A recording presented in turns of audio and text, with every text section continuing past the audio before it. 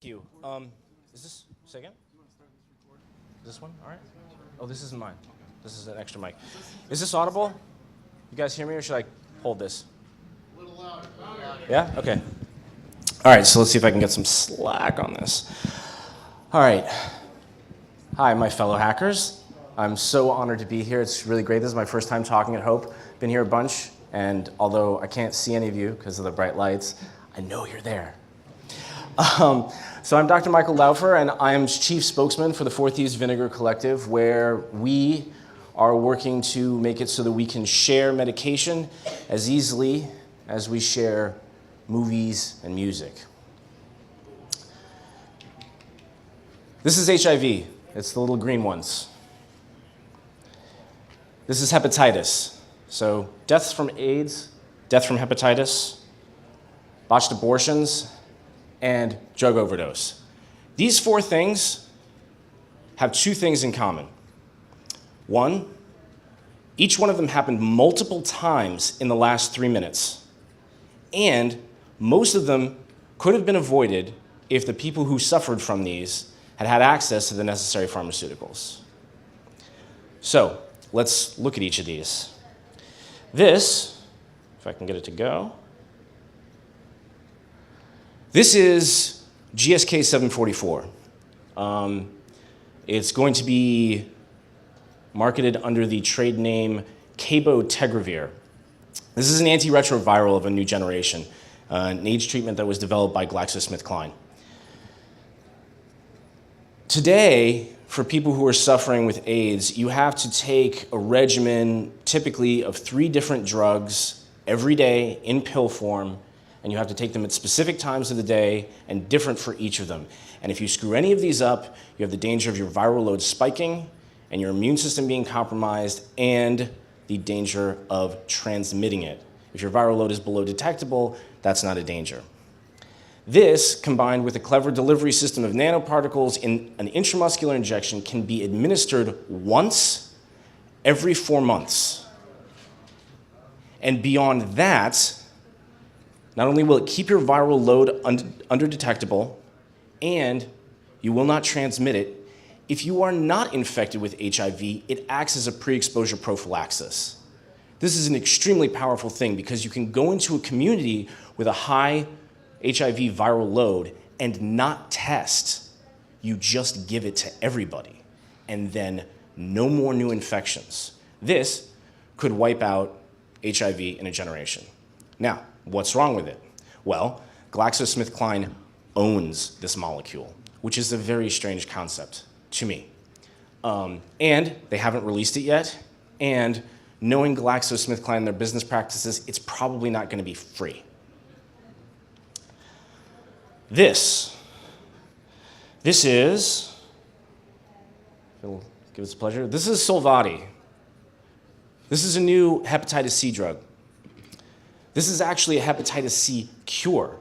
Now, until very recently, if you had hepatitis C, it was something you just lived with for the rest of your life, and you managed it with drugs. This, after a regimen, will purge hepatitis C from your body permanently. Now, what's the problem with this? Well, this is owned by Gilead Sciences, and a full course of treatment, you have to take a pill every day for 12 weeks, and those pills cost $1,000 a piece. So if you have $80-some-odd thousand to spare, then hepatitis C isn't your problem. But for everybody else, hepatitis C is still a problem. These two, if I can get them spinning. The one on the left is misoprostol, and the one on the right is mifepristone, also known as RU486. These taken in conjunction give early abortions safely over 90% of the time. These have been used for a long time. The problem is that in a lot of places, this is illegal. And in plenty of other places where it is still legal, it is very hard to come by. It's been a bad year for reproductive rights in the US, as you all know. And finally, this is naloxone. Naloxone reverses opioid overdose. somebody can have a huge amount of heroin or opium or any opioid in their system, and if they're in overdose, this can be administered. Oh, I'm sorry, I just should mention, the abortion drugs, those come in pill form, by the way, pills, right? This comes in a nasal spray, and if somebody is in the middle of an overdose, you spray this into their nose, and it ends it. Now, this is legal, and it is technically available in the United States, but the only two places that you can get it for the most part are police stations and hospitals. And not to make too many generalizations about people who might be overdosing from drugs, but typically those types of people don't want to go to hospitals or police stations. So, how do you get around all of this?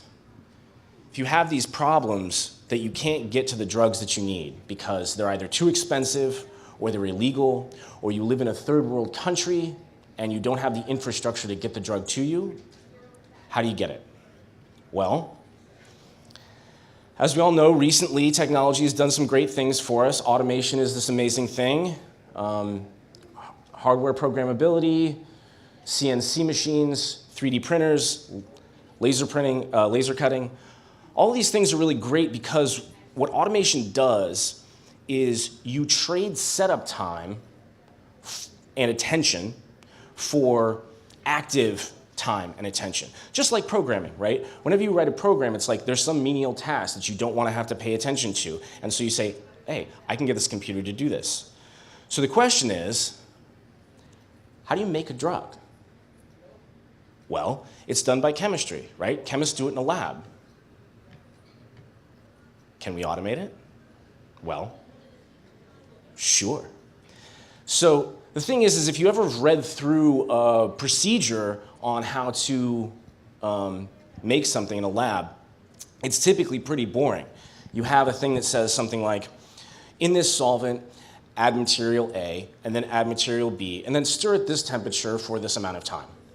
And then okay, and then it continues. And that's usually on the order of hours, right? So it's something that you would leave overnight, or you'd leave and you go to lunch, or...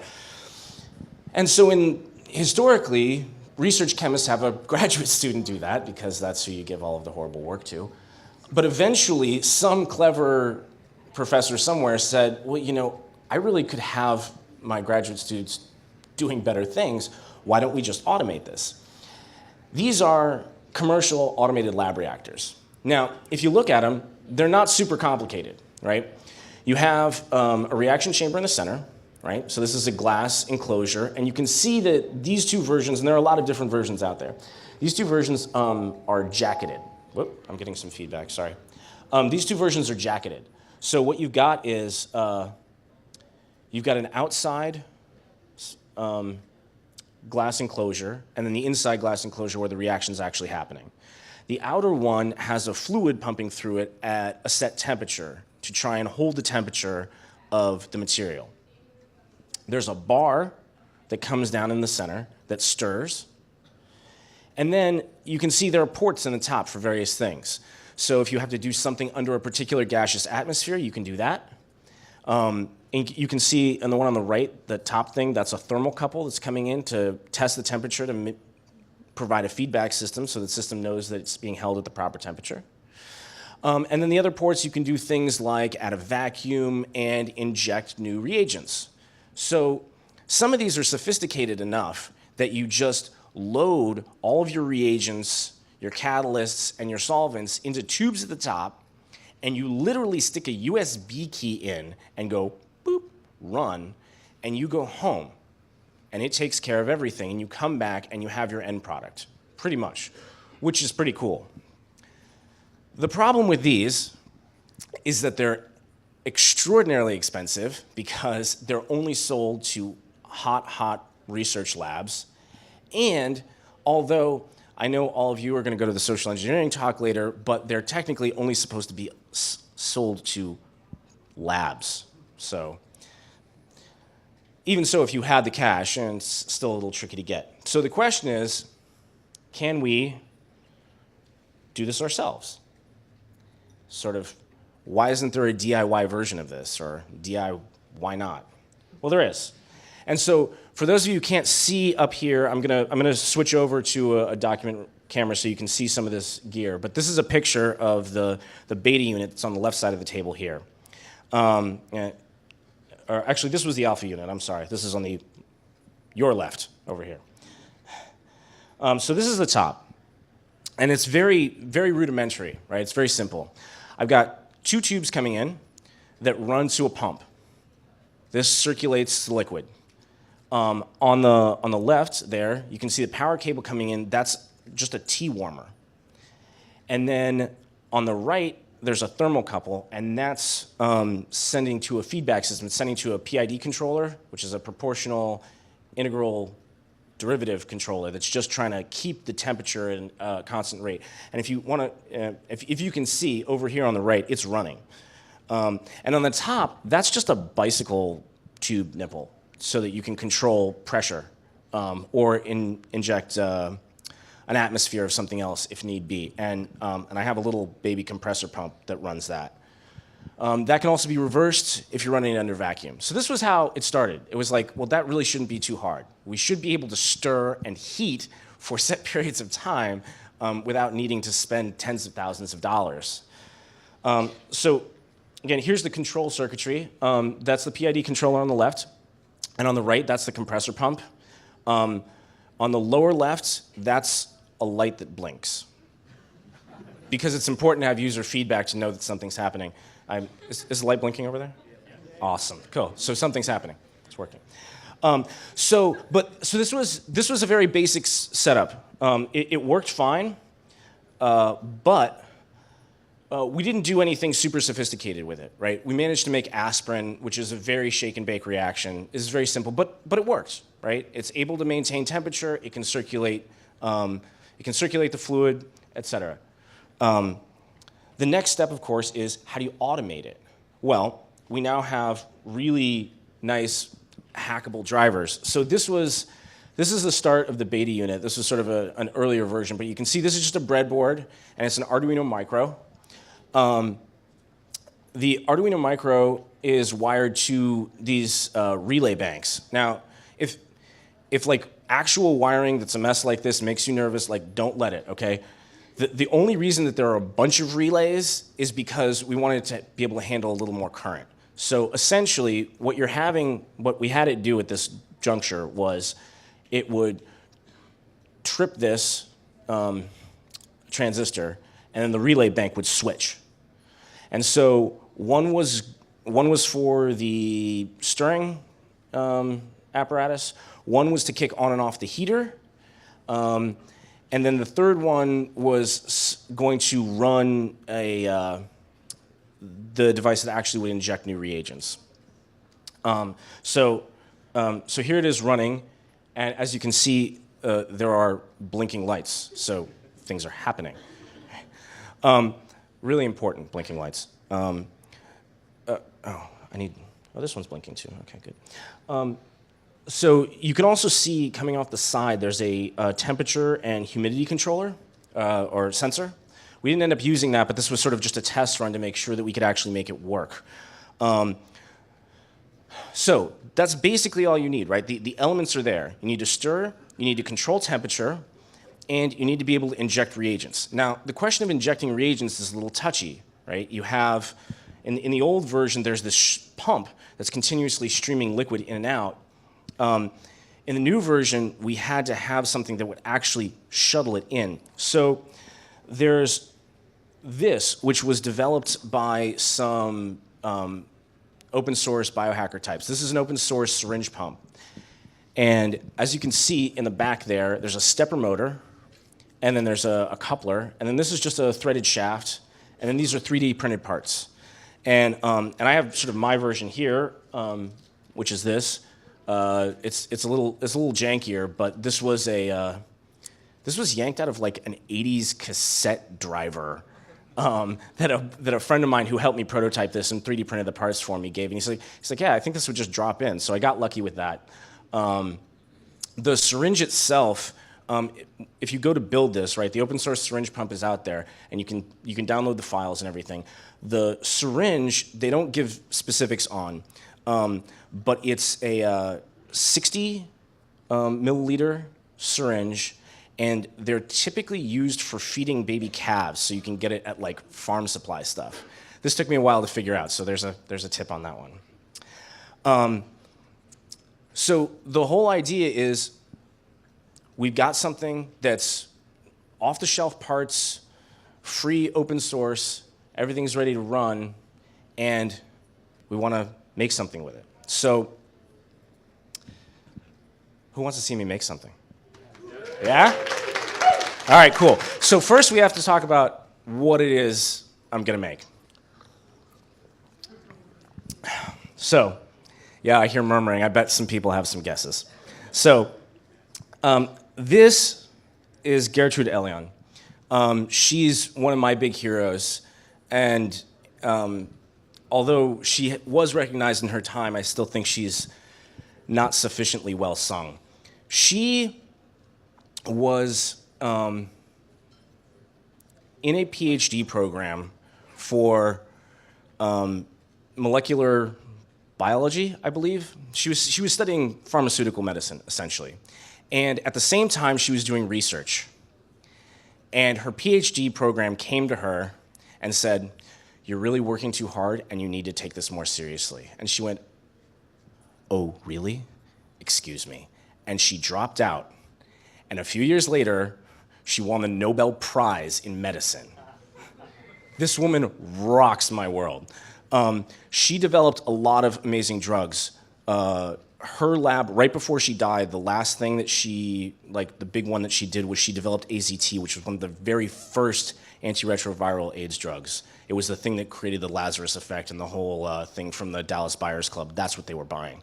She also developed acyclovir, which is the only or one of the few herpes antivirals, and it's still in very wide use. It's considered by the World Health Organization to be on the list of essential medications, and she's got a list of these. And one of them was a malarial drug, an anti-malarial drug called pyrimethamine. And so let's talk about malaria just for a second. Malaria is a parasite, right? So it's a tricky thing to kill. You can't treat it the way you would a bacterial or even a viral infection. It's a whole different thing. You've got a microorganism in your body, and you need to find out what its biological mechanism is and interrupt that somehow without doing that to the host body. It's very tricky. So here's another parasite. This is toxoplasmosis. So toxoplasmosis it's sort of got a thing about it, right? It's the crazy cat lady infection, right? So it is carried in rodents, and it reproduces in the stomach of cats. And this is the reason why you always hear that pregnant women shouldn't be changing litter boxes, because there's toxo in there a lot of the time. Now, for most of us, it's not dangerous, right?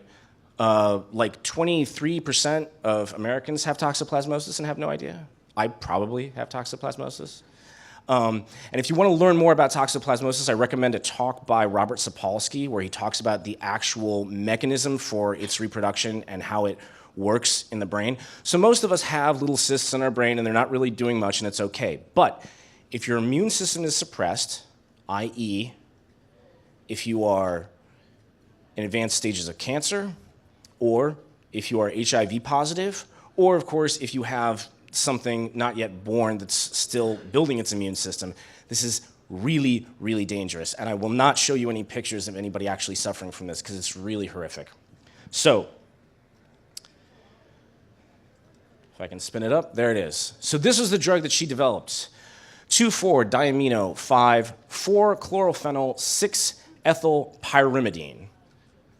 Chemists always have the most romantic names for things. The short version of this name is pyrimethamine. This is what she developed. And as you can see, it's a fairly simple molecule, and it's so clever. What it essentially does is it interrupts folic acid production. So what happens, as I understand this, is that it makes it so that the microorganisms can't manufacture RNA, DNA, or protein, so they die. It's very, very clever, and it is still used to this day. This is the only treatment for toxoplasmosis. Now, I know some of you know where I'm going. Who remembers this guy? Yeah, come on, what do you really think of him? Huh? Okay, so for those of you who perhaps do not recognize him, this is Martin Shkreli, and he was CEO of Torrent Pharmaceuticals, who owned the rights to Daraprim, which is the brand name for pyrimethamine. Before he worked his magic, pyrimethamine was something that you could get prescribed if you needed it, and you paid $13.50 per pill for 50 milligrams, which is not unreasonable. And afterwards, he changed the price to $750 per pill. And this was not well received. I mean, with good reason. So, you know, I mean. So, we thought, let's start there. Thank you. All right. So, the big question is, of course, well, isn't that hard? Don't we have to do chemistry? Well, okay, yeah, we have to do a little chemistry. Oh, yeah. Don't get scared. Don't get scared. So for those of you who, you know, dreaded high school chem and was like, I don't even remember what a mole is or how to convert units, like, you don't have to worry about all of this. But this is the original way that pyrimethamine was synthesized. So if you get pyrimethamine from a lab or if you get it prescribed, the manufacturing plant that's creating it, they're doing it like this, or very close to this. This is a slight adjustment. But this is the typical way that it's done. And it's complicated because they're doing it in huge batches and you have to do all of this stuff with chemical engineering. Doing stuff on a small scale is very different than doing it on a large scale. And so it's hard and it's complicated and there's a lot of stuff going on. So again, we turn to our friends, the computers, and say, help us with the hard work. And we have some very good friends with whom we've been working at this company. Now, if you haven't heard of Chematica, look them up. These guys are amazing. They've developed something that has been dubbed the Google of chemistry, which really doesn't do it justice. This is way cooler than Google for chemistry. What this will actually do, it's not an AI per se, but it's a very smart program, and what it will do is it will actually go through the last several hundred years of chemical journals, all of them, and it will search for anything even remotely related to the reaction that you're trying to put together, and you can give it all manner of parameters if what you want to have the reaction be like, and it will put it together for you.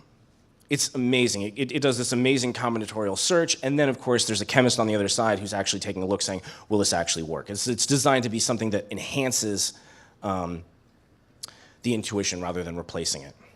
So we went to them and we said, okay, we'd like a synthesis for pyrimethamine that's one step. We don't want to do 3 steps. We want something that's really simple, it's easy to do. We want cheap reagents. We want it to be cheap and easy. We want a huge margin of error, so it's very hard to screw up. And we want it to be one step. And they said, okay. So this was the first one that they came up with. And this is one step. There's a problem with this reaction.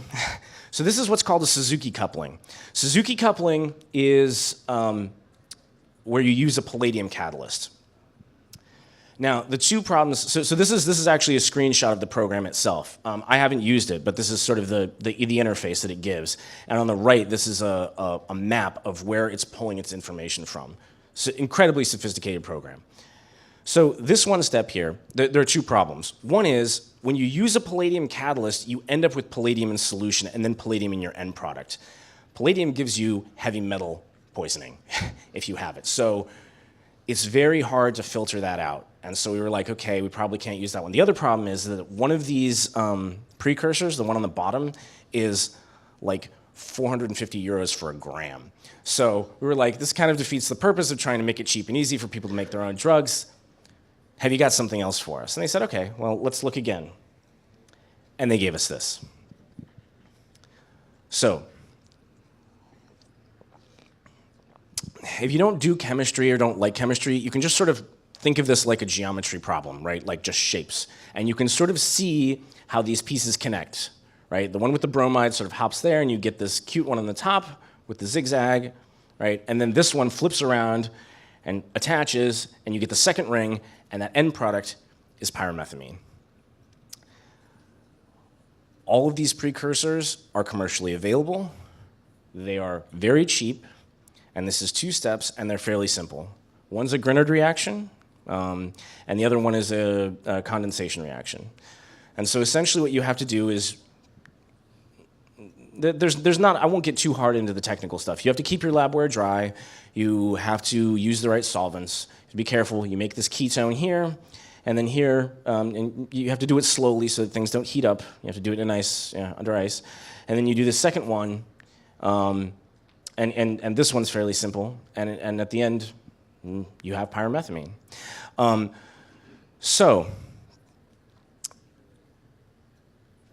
it is.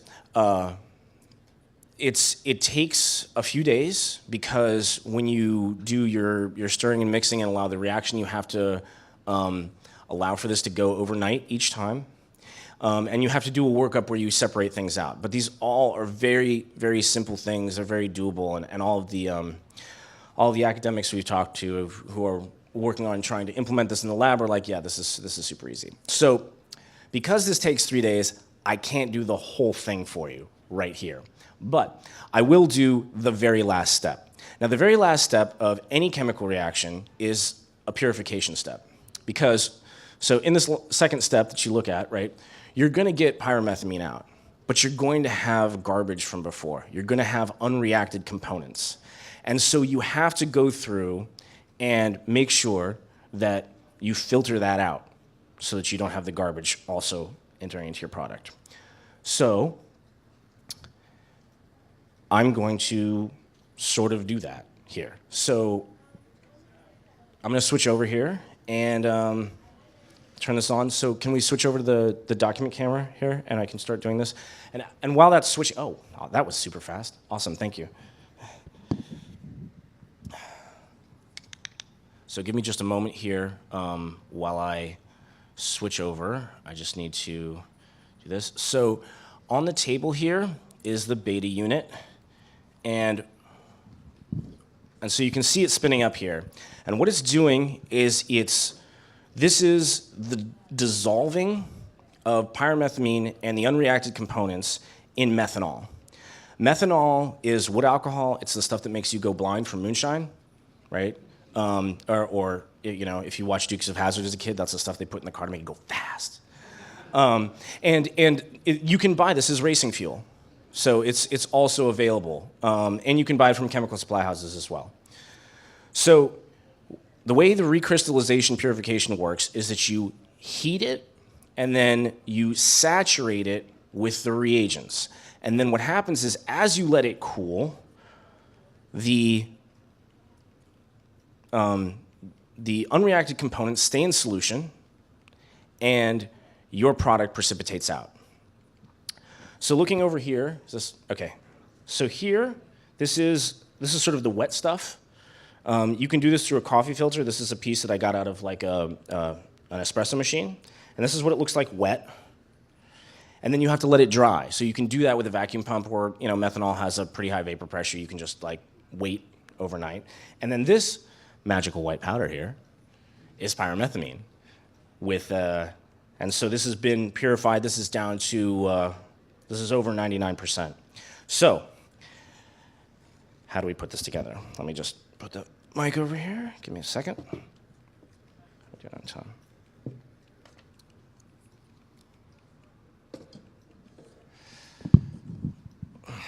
Okay, so pills of pyrimethamine are 50 milligrams a piece. And when you're treating toxoplasmosis, the first time what you do is you give a dose of 200 milligrams, right? So we're going to make a 200 milligram pill of pyrimethamine. If I can get my balance to turn on. There we go. So first, let's see. Is this good? I can't see it. There we go. All right, so first thing is we're going to put the empty capsule on, and you'll see that that's That's, well, that's a little heavier than usual. Usually it's a tenth. All right, I guess this one's a little heavier. I'm going to try another one. So we just need to subtract that out so we make sure that the amount is correct. There we go. Okay, so here, if I can just bring this up to 0.3, it'll be right. So just bear with me here.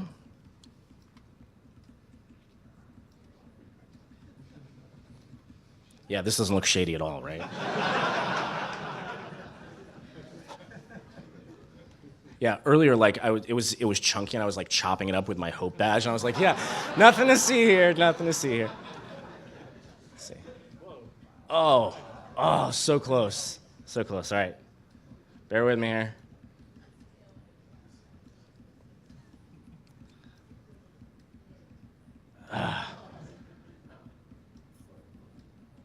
Yeah, all right, so what we produced here is a 200 milligram pill of pyrimethamine. Now, if a 50 milligram pill costs $750, then four of them, 200 milligrams, is going to be $3,000. I just produced a $3,000 pill for less than 25 cents.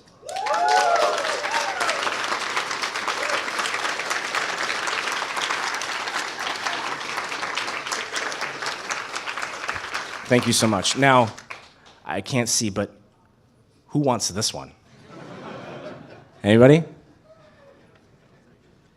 See anybody? Here, well, will you pass this back?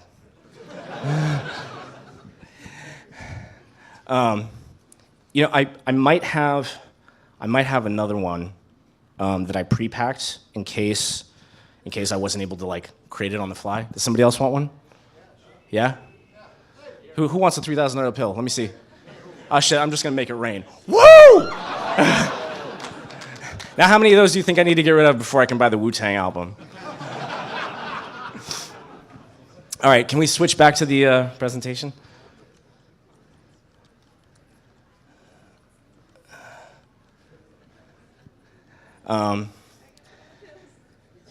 So I've got more, if anybody wants them. So while this is switching over, I should just say that all of this gear, I know I've given it kind of short shrift. Anybody who's curious about the technical aspects of all of this, I'm going to need to move everything over to make space for the next guy, but I will be around and I will have this gear here and you can look at it, you can even come over and use it, whatever you need to, you can ask me questions, and we'll do a Q&A at the end too. So let's just talk about Martin a little more here. It's really easy to rag on the guy, right? Because all the reasons we know. But I think it's worth considering maybe giving him the benefit of the doubt. Now, what was claimed by the FBI in his indictment and what most people sort of assume is that he had a hedge fund and he sort of ran it into the ground and then lied to his investors saying it's doing fine and then jacked up the price of Daraprim so that he could cream off some extra money to pay back his investors to be like, everything's fine, everything's fine. I'm going to turn around next quarter and then they'll never know. His story is a little different. He suggests that none of that happened and he had a really good reason for jacking up the price. Now, he suggests that the reason that it's not unacceptable to raise the price of a drug 5,000% is because they were shuttling a bunch of money to R&D and they wanted to develop a new toxoplasmosis drug. Again, pyrimethamine is the only one out there. And it's fairly toxic. There are pretty bad side effects when you take it, and he wanted to develop something new. So maybe he's really into it. Maybe he's really into it. So I mean, I don't know, right? Maybe he really is this altruist, and we're all just being too hard on him. So I'm going to take a poll because I can't see hands. We're going to do it by applause. I think, like, maybe instead of being like our arch nemesis, maybe he'd partner with us on this. If he really thinks that everybody should have it, he would think that this is awesome, right? So who thinks I should call him? Yeah? All right, let's give him a call. So now this number, it worked a month ago. I'm not sure if he didn't answer. I got his voicemail. We didn't chat. Right? So this might work. It might not. So let's see. Yeah, let's see. 217-2783. Yeah, and I know you're all writing it down. Yeah, and that's cool. That's cool. That's why I put it up there. All right, so let's try this.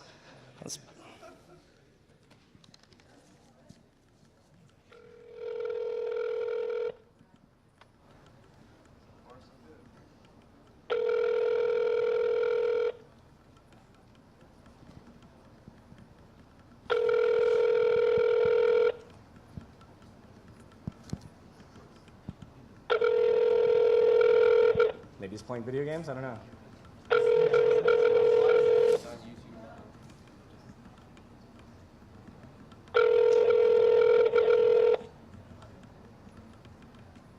You've reached Martin Shkreli. Please leave a message. Oh, I will.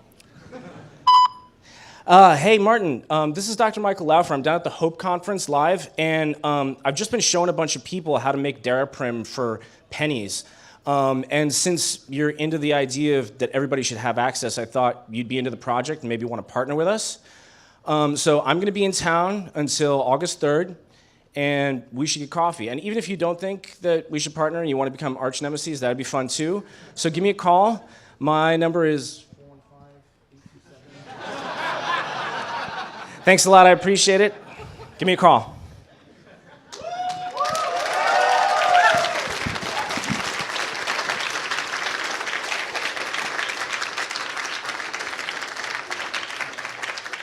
Thanks so much. Yeah, he was probably playing Warcraft. He was probably really busy, right? Okay, so I'm going to say a few more things and wrap it up and give questions. But the key thing that I want to impress is why I'm here. I'm not just here to show off and dox Shkreli, even that's fun. I'm here because we need more people. As you can see, all of this works, but it just sort of works, right?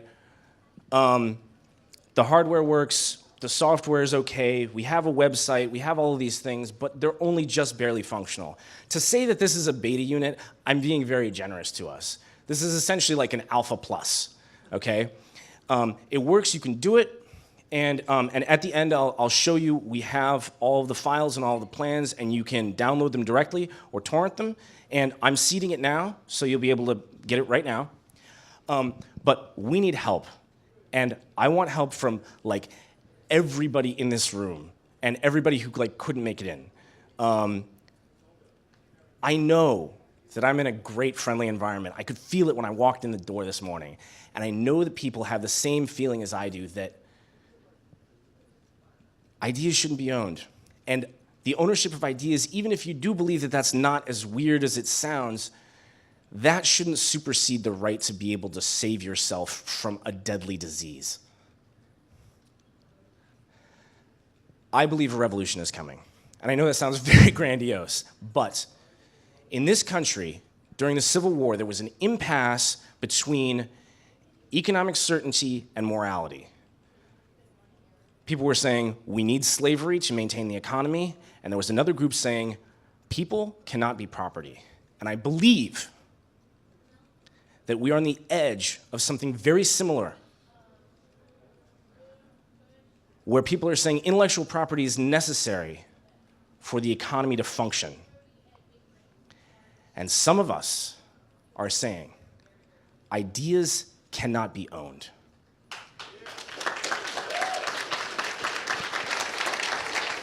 Thank you.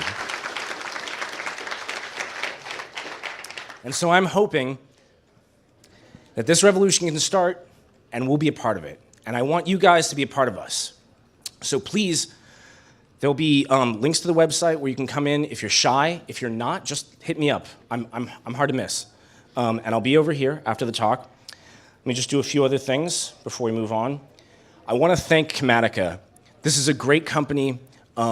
If you're at all interested in chemistry, go to their website. It's just chematica.net. Look at the stuff that they have. They have great media links, and there are great articles that were written about them. They're not really out there yet. They're also a fledgling company. And they've been working very closely with us. And they're going to be, as we then go on from the pyrimethamine synthesis on to make GSK 744 and misoprostol and mifepristol and naloxone and Sovaldi, so that everybody can have all of the medications they need whenever they need them, wherever they need them, without having to ask permission, go broke, or have to engage in an infrastructure that doesn't care whether they live or die. Thank you. I need to say one other thank you. There's another organization called the Rainforest Connection. Now, these guys are really cool. They're not really related to what we do, but they do really cool stuff. What they do is they take recycled Android phones and they reprogram them to listen for the sounds of chainsaws in protected rainforests. It then sends a real-time message to law enforcement and deploys them via geolocation to say there is illegal logging happening here right now. And this stops a tremendous amount of illegal logging. It's incredibly powerful. These guys are great, and they need a lot of help too. So if you're interested, if you do sound analysis or signal analysis or programming, and you want to help them, or you want to give them your old phone, go check them out too. These guys are great, and they helped us a lot with the early prototyping. So that was a great help to have them along. So this is on our website. You can go on there. There's a direct download and there's a torrent. I'm seeding the torrent now, so you should be able to pick it up. Now we're going to have we have the domain fourthievesvinegar.org, and that should be up in the next few hours, but it's still switching over. So again, if you have any technical expertise or don't, and you like what we do, come talk to us. We need help. Even something as pedestrian as the website. So I'm going to open it up for questions, but before I do, I'm just going to go through a few questions that always come up so that you don't have to bother asking them. This is one I get a lot. No. I'm not a medical doctor, right? Yes, I have a PhD. But I get to call myself doctor, so why not, right? So the next most common question is this one. And I know some portion of you are like, yeah, that's really scary. And some of you are like, And the answer is not really.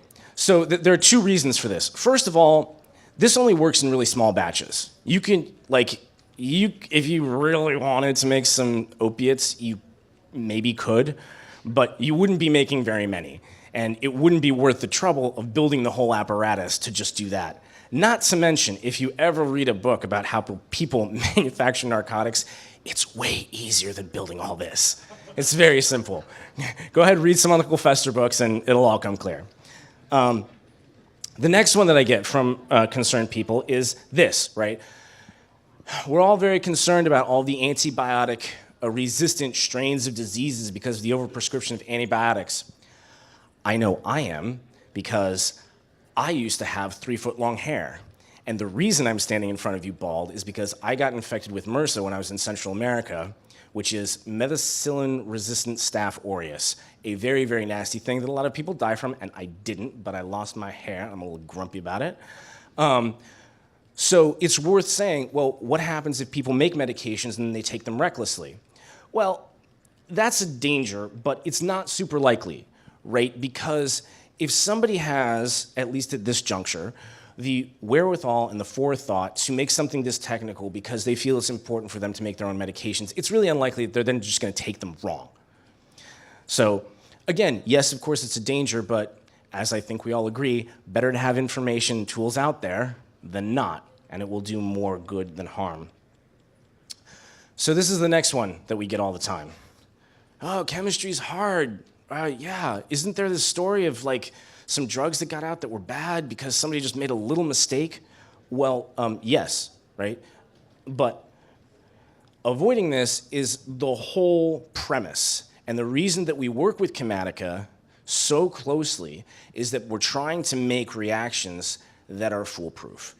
There are reactions out there where, yeah, if the temperature varies a little bit, then all of a sudden it's horribly toxic. There was a really tragic story of some guy who was cooking, I don't know, meth or ecstasy, something like that, and he made a small mistake by a few degrees and ended up producing this horribly toxic thing, and a whole bunch of addicts went catatonic, like just right out of the box. And yeah, that's scary, and it's important. And so the reason that we put so much work into research into this is to avoid that very problem. One of the parameters that we put into the computer is make sure that there is a lot of room for error in temperature and time and control. So this is another one. Isn't this illegal? What? No. It is in violation of patent sometimes. And of course, sometimes there are ways to get around that, and then there are some people as well, yes, you're practicing medicine without a license, but yes, here in the state of New York, if somebody says you have a headache and you say, have you thought of taking aspirin for that? That's practicing medicine without a license. So, seriously. Yeah, it's possible, so yeah, I'll take it. That said, if any of you are lawyers or no lawyers, please come talk to me, because I'm expecting to be sued, by noon. And this next question was the first thing that was asked to me by the head of a legal firm, the first guy I talked to. And I described the project, and he says that, and I said, excuse me? He said, the FDA, the DEA, Big Pharma, the Catholic Church. Is there any superpower in the United States that you're not angering right now? And I was like, well, I don't know, man, maybe. And he was just like, yeah, good luck. I'm not your guy. Boop.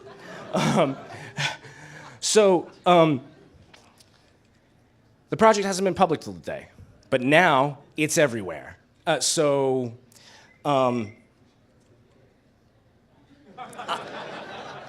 I'm hoping I make it to the end of the conference. If not, I have very fond memories of all of this.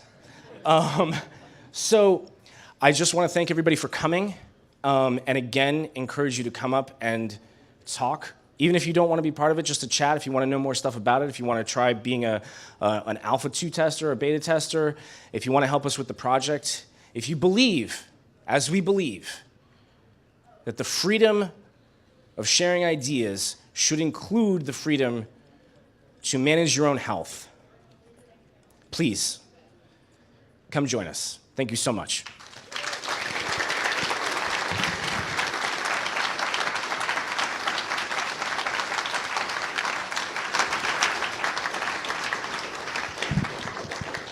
So it looks like we have about 4.5 minutes for questions. I can't really see if there's a... Yes, sir. So first, there's a lawyer talking at noon in Lamar. If you want to go say hi, that'll be cool. Thank you. But an actual question, are you doing any testing for chirality? Because setting aside screwing up the molecular reaction, some drugs, when you synthesize them, have double-handedness, and one half... Right, yes. So this is a very good question. For those of you who didn't hear, he's asking about what's called stereochemistry. And in many cases, you have complicated molecules that, you are not the same, the left-handed version and the right-handed version. You can't turn them into each other. And so looking back at the molecules here, a great example of that is GSK 744. This has 2 stereocenters, and I'm sorry to get super technical on everybody, but this has 2 stereocenters. You see these places where things stick together like this, and they can be this way or this way, and it's different. So that is a very tricky thing. Now, for this in particular, we have a synthesis that favors this particular handedness by 85%, and then you can filter out the others. So yeah, it is a problem.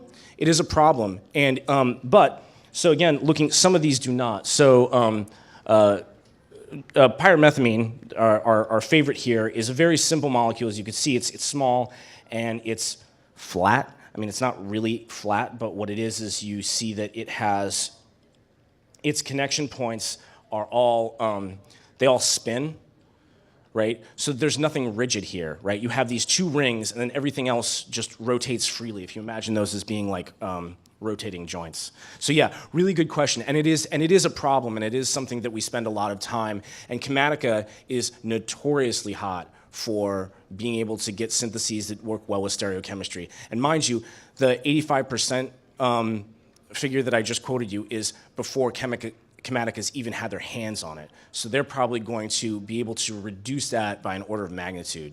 So yeah, thank you. Who else? Over here? So you've got your chemical now that you've manufactured.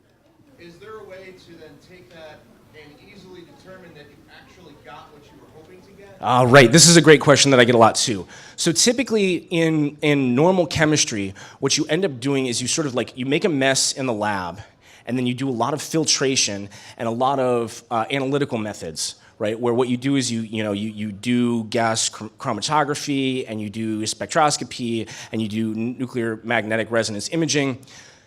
All of those things are fairly hard and fairly expensive, with the exception of thin film chromatography, which is fairly easy, and you can do it at home, and it's super cheap. So again, there are two things. One is, we've worked very, very hard to front load the work. The synthesis that we use and the syntheses that we use are different, genuinely, than the old ones, specifically so that you don't have to have all of that sophisticated equipment to test. But you can also use thin layer chromatography, and you should be able to determine that you don't have other stuff. So yeah, that is something worth thinking about, and it is important. And again, this is the reason why we work so hard with the computational chemist to make sure that works. I think I may have time for one more. Yes, over here. So pyrimethamine is pretty toxic. It's not too selective. I'm sorry, you got to just speak up a little more. Pyrimethamine is pretty toxic. It's not too selective for toxoplasma DHFR versus human DHFR. Are you worried if it's open source like this and everyone's making it, that's going to have a chilling effect on research for better treatments? Right. So yeah, that's another thing that comes up, right? It's like, aren't you going to destroy the pharmaceutical industry? Like, nobody will ever buy another drug again. I kind of doubt it. Like, I mean, if that happens, I'll kind of like sing a happy dance. But like, but really the thing is that we're not trying to supplant the pharmaceutical industry, right? If you have insurance and you can go get toxoplasmosis from a dispensary, go do that. I mean, geez. But this is trying to fill a very small gap. And again, like healthcare is a huge spectrum of things, but there's just a small little step. Like, if you have everything else going on, and you know the thing that you need, and you can't get it, you should have a way to take it into your own hands. And this is a jump. So yeah, but I don't think that it's going to be something where all of a sudden it just makes research collapse, because seriously, as you said, it's terribly toxic. Like, this is not a great drug. It's just the only one that's out there.